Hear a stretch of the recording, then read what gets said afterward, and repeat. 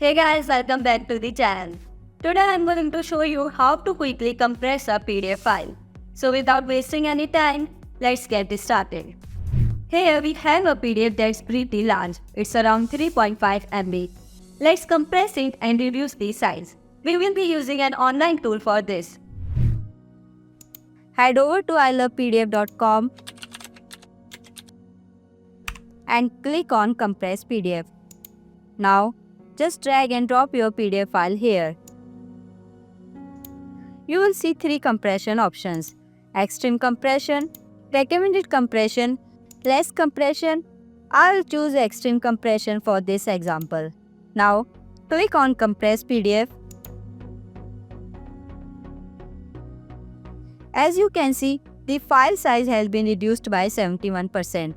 It went from 3.46 MB to just 1.04 MB. Let's download the file.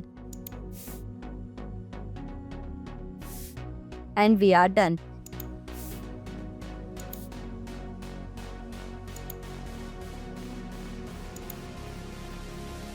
The compressed PDF still looks great, even with extreme compression.